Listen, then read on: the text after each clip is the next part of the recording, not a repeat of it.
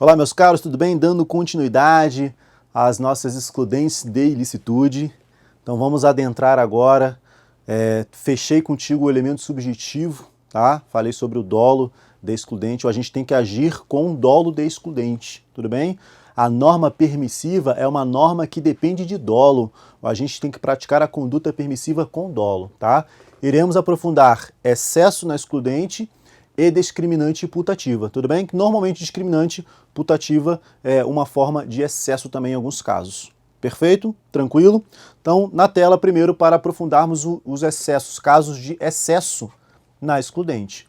Conforme já vimos, o artigo 23, parágrafo único, ele diz que o agente responderá pelo excesso, seja na modalidade dolosa, seja na modalidade culposa. Seja na modalidade dolosa, seja na modalidade culposa. Em qualquer excludente, o agente pode responder pelo excesso. Tudo bem? Tranquilo? E pensa comigo, quando a gente está praticando uma conduta típica como excludente, então qual é a conduta típica dele? Matar. Matar em legítima defesa. Então tem uma conduta típica de matar alguém amparada por uma causa de justificação, uma legítima defesa. Se ele se excede, ele sai da legítima defesa e responde pelo matar alguém, seja doloso ou culposo. Tudo bem? Se ele se excede, ele responde pela conduta típica, matar alguém, seja doloso ou culposo. Ou seja, ele volta para o crime. Tá? O crime que estava amparado pelo excludente deixa de estar amparado. Se excedeu, esse excesso ele vai responder pelo crime. Tudo bem? O agente, ele está praticando uma conduta policial, está prendendo alguém, e ele está prendendo ali amparado pelo estrito cumprimento de um dever legal, realizando um flagrante pelo estrito cumprimento de um dever legal. Mas ele se excede. Ele coloca uma algema com desnecessidade e realiza atos desnecessários naquele flagrante. A conduta de retirar a liberdade pelo policial é abuso de autoridade. Só que não vai ser abuso porque ele está amparado. Mas se ele se excedeu, volta a ser abuso de autoridade. Tá? Volta a ser o quê? Abuso de autoridade. Olhando sempre para a conduta típica, volta para o crime. Perfeito? Tranquilo? Na modalidade dolosa ou na modalidade culposa. Tudo bem? Na tela. O que é o nosso excesso doloso? Excesso doloso é um crime doloso. Isso que muita gente não entende. O excesso doloso é um crime doloso, subsequente a uma conduta amparada numa causa de justificação. Então ele pratica uma conduta amparada numa causa de justificação, depois pratica uma nova conduta em excesso. Esse excesso é o quê? Crime doloso. Ou seja, inicialmente havia um excludente, mas após a gente passou a atuar dolosamente, visando a um resultado criminoso como outro qualquer. Vira crime. Exemplo, policial troca tiros com o bandido. Após rendê-lo, decide matá-lo. Não se discute que na conduta inicial o policial estava em legítima defesa própria, de terceiro, estava. Mas após render o bandido, passou a agir com dolo de matar. Portanto, a crime de homicídio. Tudo bem? Vira homicídio. Eu vou dar um exemplo, mas eu já quero deixar claro. Esse exemplo não pode ser verdadeiro. Eu só vou pegar o exemplo, que é um exemplo que apareceu na mídia, mas eu não estou dizendo que o exemplo que eu estou utilizando é igual ao que aconteceu na prática. Tudo bem? Porque na prática eu dependo de muitos elementos. Eu dependo de muitos elementos para verificar se foi legítima defesa ou não. Tudo bem? Exemplo. Policial está trocando tiros aqui, ó. Policial está trocando tiros. E aí ele abate um bandido. Ele abateu um bandido. E ele continua a troca de tiros. Esse bandido já batido, sem arma, é o meu exemplo, tá? É o meu exemplo. Sem arma, ele vem aqui, opa, dá um confere. Vou dar mais um tiro aqui só para eliminar esse. Só para matar esse daqui. Ops, e continuo. Esse outro tiro para eliminar o bandido, excesso, homicídio. Porque o bandido já estava abatido. Ele já não oferecia um risco. Eu estou te dizendo que esse aqui não oferecia. Eu não estou falando daquele caso lá do policial que isso aconteceu. Isso foi para a mídia e deu uma baita de uma discussão. Deu uma discussão gigantesca. Alguns dizendo que era excesso, outros dizendo que não era excesso. Outros dizendo que era, não, porque ele estava realmente na excludente ainda, porque eu tinha uma arma perto do bandido, estava ali, o Rio de Janeiro, ele não é somente ali a legítima defesa do Rio de Janeiro, não é aquela coisa básica, é uma praça de guerra. Então, numa praça de guerra, as situações mudam. Causava um perigo à vida dele ainda, aquele bandido ainda causava um perigo. Então ele lá trocando tiro e um bandido aqui do lado, não dava para ele trocar tiro com o bandido aqui do lado. Então ele teve que se antever, ele teve que existir uma agressão iminente. Então essas discussões, elas sempre irão existir. E não vou te dizer aqui que existe uma fórmula mágica para isso. Não, é e não é, é e não é. Não. Sempre analisando o caso concreto. Aqui a gente trabalha em abstrato, exemplos fáceis, que é o que cai na prova. Tudo bem? Na prova é um exemplo fácil, tranquilo, na cara, na lata, para você. Olha um exemplo que já caiu em prova.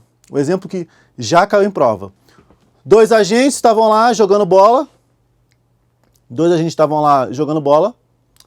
E aí ocorreu uma briga entre eles, uma lesão. Ocorreu uma lesão. Depois dessa lesão, a lesão jogando bola, no futebol, normal. Exercício regular de direito. Depois da lesão, um deles falou assim, já que você me lesionou, agora eu vou quebrar sua perna. Eu vou quebrar sua perna para você nunca mais jogar. Perceba que tem um excesso aí. A primeira conduta existiu do lado direito, depois disso excesso. Excesso doloso, né? Ele queria praticar. Excesso doloso, ele queria praticar. Outro exemplo de prova, parecido com o exemplo do futebol. 2 agentes brigando, um atirou no outro em legítima defesa. Tá? Existia uma agressão iminente e o outro foi e atirou em legítima defesa.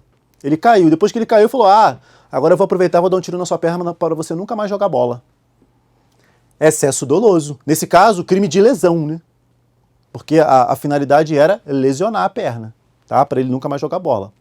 Ou causar uma deformidade permanente, ou causar uma perda de um membro, grave, gravíssima, a depender do caso concreto. Tudo bem? Na tela. Então vamos ao nosso agora excesso culposo. Vamos ao excesso culposo. Excesso culposo. No excesso culposo, a questão é diversa. Sabe-se que no excesso culposo, o agente se excedeu, mas sem a intenção. Trata-se de um erro. Aqui entra uma discriminante putativa. Trata-se de um erro. Excesso derivado da falsa apreciação da realidade. Excesso por erro de tipo. Pois o agente crê que deve ainda agir para refutar a agressão, quando esta já cessou. Só que esse erro era um erro evitável. Então ele está em erro. Tá? Ele está em erro. Então no excesso culposo ele está em erro evitável. Ele se excede culposamente. É muito difícil na prática. Esse aqui é um grande desafio na prática. Na prática, é muito difícil você diferenciar o erro evitável do erro inevitável. É difícil. Assim, da mesma forma, será muito difícil aqui pra gente, na prática, diferenciar o excesso culposo, que o agente responde por culpa, e o excesso exculpante, que o agente não responde. É o excesso em que, para o agente, existe excludente de culpabilidade. Então, na prática, é uma minúcia. É uma minúcia que vai diferenciar o excesso culposo, que o agente responde por culpa, do excesso exculpante, que o agente não responde. Temos aí uma dirimente para ele. Tudo bem? Na tela para eu colocar aqui o conceito de excesso exculpante para você. A questão vai trazer para você. Tá? A questão vai trazer para você. Excesso exculpante. Nesse caso, o excesso é perdoável, já que não se poderia exigir do agente conduta diversa. Exemplo, o sujeito está sendo agredido, mas após dar um golpe e desmaiar o agressor, não percebe e continua a bater até o sujeito cair. Se for provado que outras pessoas na mesma circunstância cometeriam o mesmo erro, deve o agente ser inocentado pelo excesso exculpante. Então, qual que é a diferença do excesso culposo para o excesso exculpante? Nos dois, o agente está em erro. No excesso exculpante, é um erro inevitável. Todo mundo agiria da mesma forma. No excesso culposo, é um erro evitável. Então, excesso culposo, erro inevitável. Excesso exculpante, melhor dizendo, excesso culposo, erro evitável. Excesso exculpante, erro inevitável. Tudo bem? Excesso exculpante, erro inevitável. Um exemplo que eu posso jogar aqui no excesso exculpante. Polícia Federal estava atrás de um bandido, conseguiu cercá-lo próximo a uma fazenda. Estava atrás dele e tal, conseguiu cercá-lo próximo a uma fazenda. Chegando lá na fazenda, se depara com ele e ele troca tiros com a polícia. A polícia dá alguns tiros nele, mas ele não cai. Ele continua em pé com a arma na mão. Em pé com a arma na mão, para mim, é agressão. Agressão iminente. Tá com a arma na mão, agressão iminente. Ok? Tá com a arma na mão, agressão iminente. E aí a polícia, verificando isso, continua atirando. E muitos tiros. E tome tiro, não parou. Meu irmão, tá com a arma na mão, o cara não cai, o cara não caía. Verificou-se um excesso nos tiros. Por quê? Nos primeiros tiros, a agressão já foi cessada. Na verdade, já tinha até morrido. Só que ele não caiu porque ele ficou preso. Ele ficou lá preso. Só que, estando ele amarrado lá, ele acabou ficando preso lá numa estaca, ele acabou não caindo. E aí a polícia continuou atirando. Excesso. Só que esse excesso é excesso doloso? Não, doloso não é. Excesso culposo? Pergunto, a polícia ali estava num erro evitável? Dava para evitar esse erro? Não, acredito que não. Então é excesso desculpante. Tudo bem? Tranquilo? Eu me lembro de um videozinho de WhatsApp, Estados Unidos, de caso aí, arma na mão, tá? Arma na mão. Arma na mão é agressão. O que o cara fez? O cara tava brigando com uma policial. Tava lá brigando com uma policial. Ele tomou a arma da... Salvo engano, ou era a arma dele ou a arma da policial. Acho que ele tomou a arma da policial e atirou nela. E a policial conseguiu se evadir. E aí chegaram acho que uma ou duas viaturas.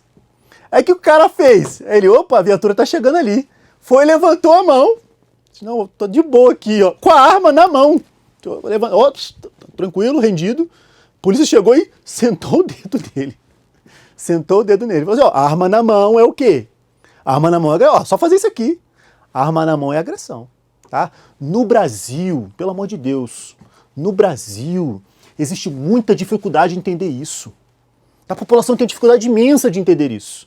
Normalmente a mídia começa a crucificar o policial que atira em alguém que está com uma arma na mão. Ele crucifica um policial que atira em alguém que está com uma arma. Pelo amor de Deus. No Brasil existe uma dificuldade muito grande em entender o instituto aqui da excludente de legítima defesa. Tanto que, olha aí como tudo aqui é relacionado. Tanto que tivemos uma alteração no artigo 25. Alteração não, inclusão. Uma inclusão de um parágrafo único no artigo 25 que eu vou comentar com você. Justamente para essas situações. Uma inclusão no artigo 25 que conceitua a legítima defesa. Tudo bem? Justamente para essas situações. Um outro exemplo interessante que, salvo engano, na prática foi considerado excesso desculpante. Tá? Salvo engano, na prática foi considerado excesso desculpante. Eu não vi o processo, tá? Então, eu sempre, às vezes eu trago casos aqui baseados na mídia. Nem sempre é aquilo mesmo. Tá? Então eu trago e falo, ó, na mídia era mais ou menos assim, então daria aqui para... O resultado é esse? Não sei, mas pode ser que seja. Então eu trago o exemplo midiático tentando adaptar, né, para a nossa realidade aqui para a gente poder entender. Ok? Porque nem sempre é o que verdadeiramente é. Qual é um outro bom exemplo aqui? Caso Ana Hickman. Para quem sabe. Caso Ana Hickman. Ana Hickman, ela postou lá na internet, tal, que estaria em tal lugar, aí os fãs foram e tudo mais. Um fã dela meio doido, descobriu onde ela estava, inclusive o hotel que ela estava, e foi lá no hotel. Chegou lá no hotel, rendeu ela e os parentes com arma de fogo, falou assim, não, vou render vocês. Rendeu. E aí o que aconteceu? Esse fã, inclusive atirou em alguns, acertou na cama, teve ali uma ceninha de terror com a Ana Hickman. Né? Para quem não conhece, né? Ana Hickman. Teve uma cena de terror ali com a Ana Hickman. E aí o cunhado da Ana Hickman, ele conseguiu tomar a arma do bandido. Era fã, virou bandido, né? Ele conseguiu tomar a arma do fã. Não vou falar bandido não, porque às vezes, professor, o fã era não sei o quê. Não.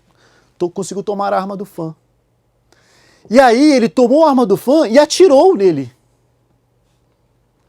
No primeiro momento, o que eu vou falar eu não tenho toda a certeza, mas vamos tentar aqui adaptar. Num primeiro momento, o delegado de polícia entendeu que era legítima defesa. Falou assim, não, legítima defesa. No primeiro momento. O promotor de justiça falou, negativo, aqui é excesso.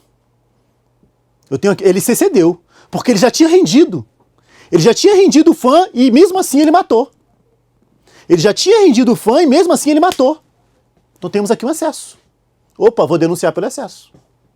Aí o juiz, salvo engano, entendeu que era excesso. Exculpante. Isso é um caso, não sei se realmente foi isso, mas daria para adaptar, né? Dá para entender. Não, foi um excesso? Foi. Um excesso exculpante. Por quê? Ele rendeu, conseguiu tomar arma e já tirou. Por mais que ele esteja em excesso, porque ele já tinha rendido, todo mundo que estivesse numa situação dessa, imagina você tá dentro da sua casa, imagina que lá era hotel, né? Imagina, vem um bandido e rende você por 2 horas dentro de casa. E aí você consegue tomar a arma do cara, tu não vai atirar nele? Todo mundo vai. Todo mundo vai. Então, se é uma conduta que todo mundo praticaria, não deve ser uma conduta punível pela própria sociedade, porque todo mundo praticaria. E aí, salvo engano, foi um caso aí de excesso exculpante. Tá? Excesso exculpante. Eu não vou lembrar agora o nome do filme, eu lembro que eu vi um filme uma vez, norte-americano, que o cara era um cara de bem, um cara de família e tal, e a vida dele deu uma virada. Tá? E aí o filme era essa virada, inclusive a virada porque ele ficou preso por um tempo. Ele ficou preso, aí lá ele teve que praticar outros crimes, ele se envolveu em briga, se envolveu em máfia e tal, mas ele era uma pessoa de bem. O que aconteceu? Um cara invadiu a casa dele, teve um ladrão, foi lá e invadiu a casa dele. E aí ele foi e pegou o cara. Ele foi e deu um flagrante no cara. O cara fugiu. No que o cara fugiu, ele correu atrás do cara, pegou um bastão, comum nos Estados Unidos, um bastão de beisebol, pegou um bastão de beisebol e pum, bateu no cara. E o cara acabou morrendo. Nessa batida aí o cara acabou morrendo. E aí ele respondeu pelo homicídio. Porque aí as próprias autoridades falaram, olha, tudo bem que o cara invadiu a sua casa, mas na hora que ele estava fugindo, não tinha agressão mais. Tá? Não tinha agressão mais. Logo, essa só batida aí com o beisebol é crime. Aí ele ficou preso, deu uma reviravolta. Então, já cessou a agressão, ele se excedeu, tá? Outra coisa que no Brasil é complicado também. Será que, olha só, falando abstratamente é uma coisa, falando na prática é outra. Será que, para proteger o meu patrimônio, eu posso tirar a vida de alguém? Entre patrimônio e vida, eu posso tirar a vida para proteger o meu patrimônio? O Brasil ele é bem dividido entre esquerda e direita. Quem é de esquerda vai falar não pode. Quem é de direita vai falar pode. Quer ver o caso? O cara entra na sua casa para te furtar. Pode atirar nele? Para defender patrimônio, eu estou atirando na vida dele. Professor, mas ele pode fazer... Sim, não sei ainda. Então, hoje, tem-se entendido que na invasão de domicílio, crime contra a pessoa, é possível legítima defesa. Tá? Hoje tem-se entendido que é possível essa legítima defesa. Por isso, tem-se o direito, para algumas pessoas, da posse da arma. Né? Hoje se discute muito a posse da arma. O que seria a posse da arma? Ter a arma em casa para proteger ali a sua família e o seu patrimônio. Invasões, direito de atirar, tá? Em legítima defesa. Tudo bem? Tranquilo? Na tela, vamos adiante. Temas podem parecer diversos aqui, isso aqui é bastante interessante mesmo. Dá para aprofundar muito. Eu iria aprofundar um pouco mais quando falar da legítima defesa, tá? Quando eu falar da legítima defesa, eu aprofundo um pouco mais. Mas lembrando, o excesso pode ser em qualquer excludente. Tá? Em qualquer excludente. E agora sim, chegamos à discriminante putativa, que deriva desse erro que eu comentei contigo. Tá? Que deriva desse erro. Primeiro vamos ler o artigo 20, parágrafo 1º, depois eu aprofundo. Aqui merece um bom aprofundamento. É isento de pena quem, por erro plenamente justificado pelas circunstâncias, supõe situação de fato que, se existisse, tornaria ação legítima. Não há isenção de pena quando o erro deriva de culpa e o fato é punível por crime culposo. Nesse finalzinho aí temos a chamada culpa imprópria. Tá? Nesse finalzinho temos a chamada culpa imprópria.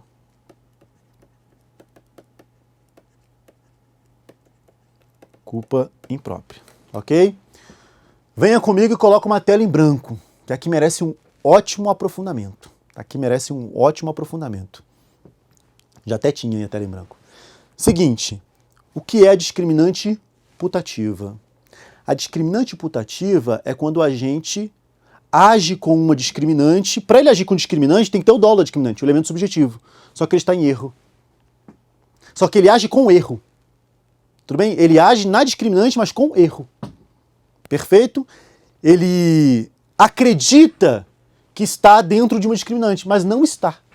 Ele está em uma situação imaginária. Ele está em uma situação putativa. Tudo bem? Ele está numa situação imaginária, ele está numa situação putativa. Isso é a discriminante putativa. Tudo bem? Na tela. A discriminante putativa... A discriminante putativa... Aqui eu peço um pouco de calma, tá? Que é um tema um pouco mais aprofundado. Então peço um pouquinho de calma, um pouquinho... Respira fundo, venha comigo, tá? Venha comigo porque aqui é um tema um pouco mais aprofundado. Então, o que é discriminante putativa? Vamos lá. O termo discriminante significa justificante, ok? Causa de justificação, excludente da ilicitude. A discriminante exclui o quê? A ilicitude. A discriminante exclui a ilicitude. Ponto. A discriminante putativa não exclui ilicitude. Isso é a primeira coisa que você tem que saber. Discriminante putativa não exclui ilicitude. Câmara da verdade. Isso aqui é extremamente importante. Câmara da verdade. Olha só. Discriminante é justificante. Discriminante é justificante. É excludente de ilicitude, ou excludente de antijuridicidade. Não há crime. 23. Artigo 23 do Código Penal. Discriminante putativa não exclui a ilicitude. Primeira coisa. Discriminante putativa não exclui ilicitude. Professor, exclui o quê? Em regra, quando o erro deriva de culpa e a gente pode ser responsável por crime culposo, é crime culposo, não exclui nada. Quando o erro é erro evitável. Agora, em caso de erros inevitáveis, tá? Erros inevitáveis, em regra, exclui a culpabilidade, é exculpante. Então, a discriminante putativa, se vier em prova seca, você marca que ela é uma exculpante, ou seja, excludente de culpabilidade. Tudo bem? Veremos que, excepcionalmente, ela pode excluir a tipicidade. Mas, em regra, ela exclui a culpabilidade. Em prova, marca excludente de culpabilidade. Mas pode ser também, aprofundando, ela pode ser excludente de tipicidade também. Tudo bem? Combinado? Tranquilo? Na tela, para eu diferenciar isso para você. Na tela. A discriminante putativa é um erro. É um erro. O agente está em erro. Só que existe a discriminante putativa por erro de tipo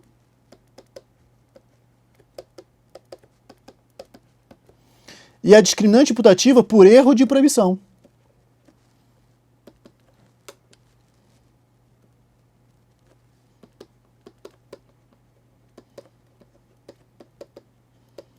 Discriminante putativa por erro de tipo e discriminante putativa por erro de proibição. Esse erro pode se dar dessas duas formas, por erro de tipo e por erro de proibição. Professor, como é que se dá dessas duas formas? É o seguinte, ou o agente erra em elementos fáticos, aquilo que está visível aos olhos, é a diferença de erro de tipo e erro de proibição. Ou ele erra em elementos fáticos, aquilo que está visível diante dos olhos, ele vê uma coisa, mas é outra. O que ele vê é diferente do que é. Tudo bem? O que ele olha e vê é diferente do que realmente é. Isso é discriminante putativa por erro de tipo. E o que é discriminante putativa por erro de proibição? É quando ele imagina uma coisa que é diferente daquilo que ele imaginou.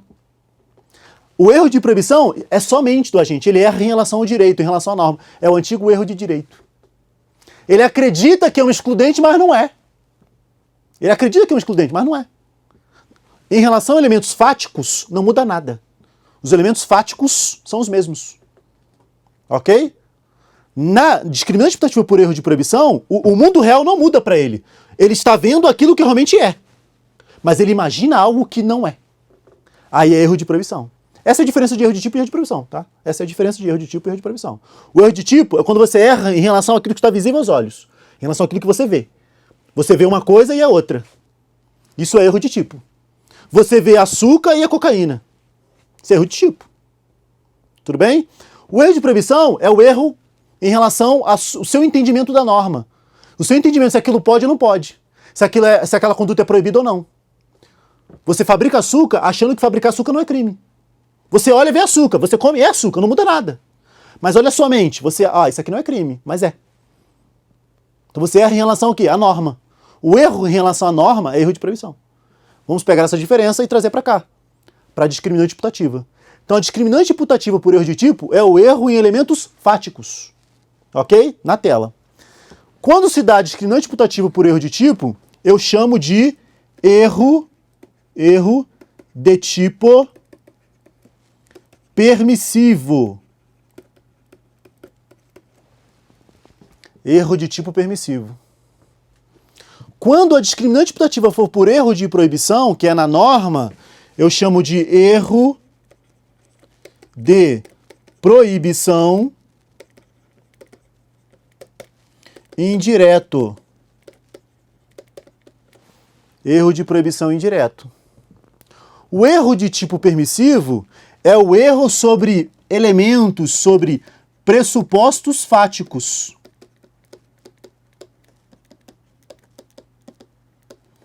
É o erro sobre elementos, é o erro sobre pressupostos fáticos, sobre fatos. Aquilo que está visível aos olhos. É a consciência do dolo, tá? Aí é a consciência do dolo. E não a consciência da ilicitude. No erro de proibição indireto, esse erro pode se dar em relação à existência da discriminante, você acredita que ela existe, mas ela não existe, ou em relação ao limite da discriminante. Você acha que está agindo no limite dela, mas na verdade você está além, no excesso, né? Você está excedendo. Você está em erro. Então, erro no limite. Uma pessoa cuspe em você, pratica aí uma injúria real. Você pode se defender? Pode. Professor, me defendo, pego a faca e corto o pescoço. Né? Mexeu na minha honra. Mas eu posso fazer isso. Lá no interior, aqui é na peixeira. E não é crime, aqui pode. Na verdade, você está errando no limite. Está indo além daquilo que você pode. É um erro. Ou na existência.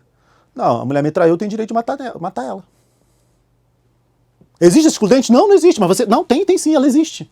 Isso é um erro na existência da excludente. Tudo bem? Exemplos tolos, exemplos chulos, né? Mas que ajudam o que você a entender. E erro sobre pressupostos fáticos. Você acredita que está na situação que não é.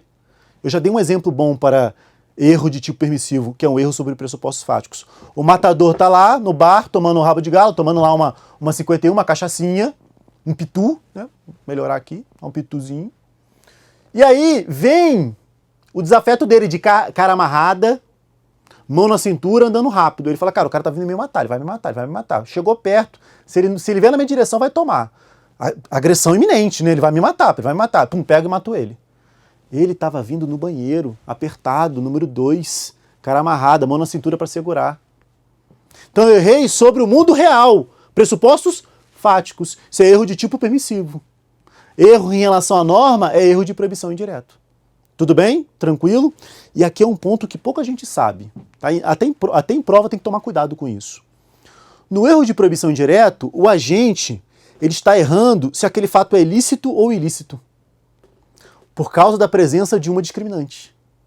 Ele erra se o fato é lícito ou ilícito, mas pela presença de uma discriminante, e não só pelo fato. Se ele erra só pelo fato, se o fato é lícito ou ilícito, é erro de proibição indireta, erro de proibição comum. Se ele fala, não, esse fato aqui é lícito, mas na verdade é ilícito. Ele erra se o fato é lícito ou ilícito comumente. Esse é erro de proibição direto.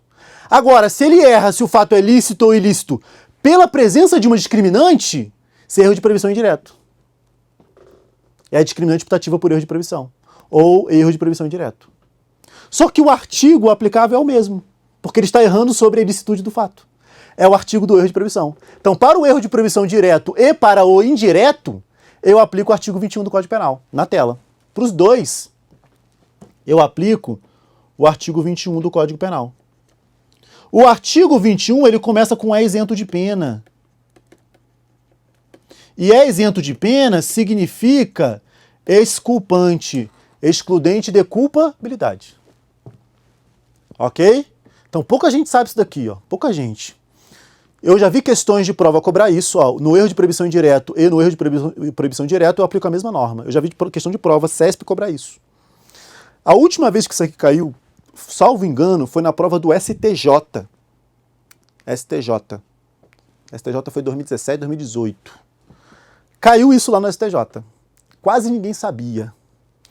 E aí, não sei porquê, muita gente errou. E tivemos 1 milhão de recursos. O CESP anulou a questão. mesmo a questão estando certa. Então o CESP anulou, mesmo eu ensinei isso, caiu na prova, falei, olha, tá vendo? Olha o que eu ensinei. E aí todo mundo errou. Alguns alunos meus falaram, professor, caramba, caiu aquilo lá. Falei, olha, erro de proibição direto, discriminante putativo por erro de proibição, eu aplico a mesma norma do erro de proibição direto, porque é um erro sobre a ilicitude do fato. Os dois são erros sobre a ilicitude do fato. Então eu aplico o artigo 21 do Código Penal, que é o artigo do erro de proibição. Aí caiu na prova, a última questão que eu vi sobre isso foi anulada. Mas outras questões anteriores, o CESP manteve o gabarito. Tudo bem? Darei continuidade nesse tema no próximo bloco. Tchau, tchau.